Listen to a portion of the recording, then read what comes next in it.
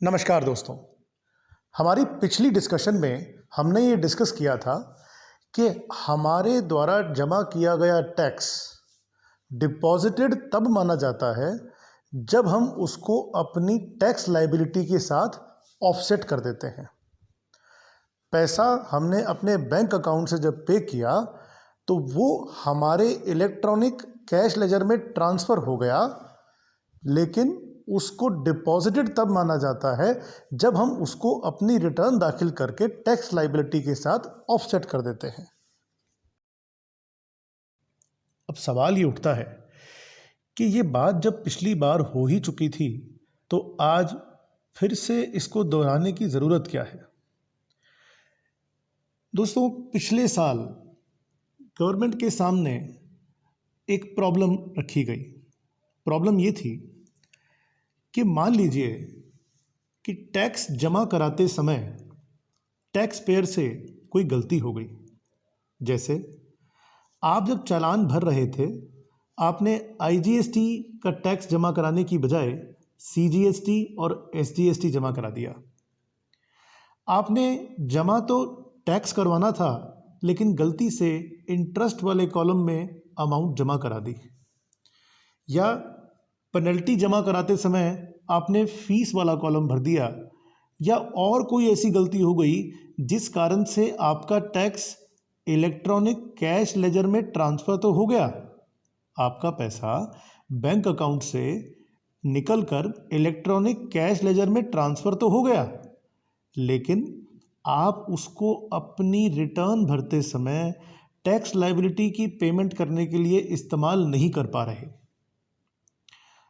इस प्रॉब्लम का सलूशन निकालने के लिए सरकार ने अपने रूल्स में बदलाव किया और रूल 87 के अंदर चेंज करके ये परमिशन दी, ये ताकत दी टैक्स पेयर को कि आप अपने टैक्स को इलेक्ट्रॉनिक कैश लेजर में जमा कराते समय हुई गलती को ठीक कर सकते हैं।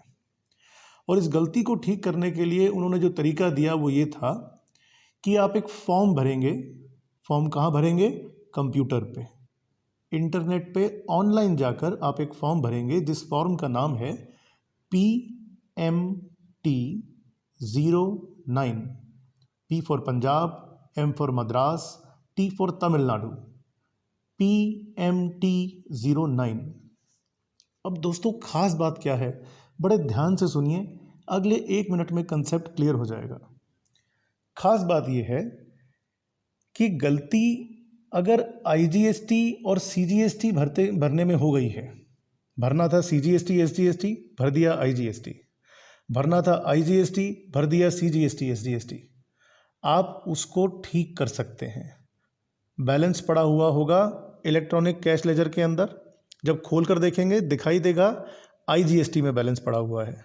इलेक्ट्रॉनिक कैश लेजर, ध्यान दीजिएगा, इलेक्ट्रॉनिक कैश लेजर के अंदर जो बैलेंस पड़ा है, अगर वो आईजीएसटी में पड़ा है, आप उसको उठाकर शिफ्ट कर देंगे सीजीएसटी एसजीएसटी में, 1 मिनट के अंदर वो पैसा ट्रांसफ़र हो जाएगा। और यही नहीं, अगर वो पैसा टैक्स के अकाउंट में आप इस्तेमाल करना चाहते हैं, लेकिन चालान भरते समय जो गलती हुई उस कारण से अगर वो अमाउंट पड़ा है इंटरेस्ट में, पेनल्टी में, फ़ी में, या किसी और कॉलम में इलेक्ट्रॉनिक कैश लेजर में पड़ा है, तो उसको आप ना सिर्फ आईजीएसटी और सीजीएसटी एसजीएसटी के बीच में ट्रांसफ़र कर सकते हैं, बल्कि जो माइनर हेड्स हैं यानी टैक्स, इंटरेस्ट, पेनल्टी और सेस, इसमें भी ट्रांसफ़र करके अपनी रिटर्न जमा करा सकते हैं, अपने टैक्स का भुगतान कर सकते हैं।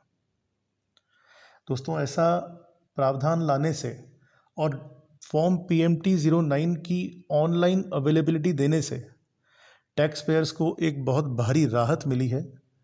इस प्रावधान के आने के बाद अगर इंसान से गलती हो गई, टैक्स जमा कराते समय चालान के अंदर गलती से गलत कॉलम भरा गया, तो वो आसानी से उसको आप ठीक कर सकते हैं। आपको रिफ़ंड क्लेम करने की एक लंबी जद्दोजहद से पार होने की ज़रूरत नहीं है।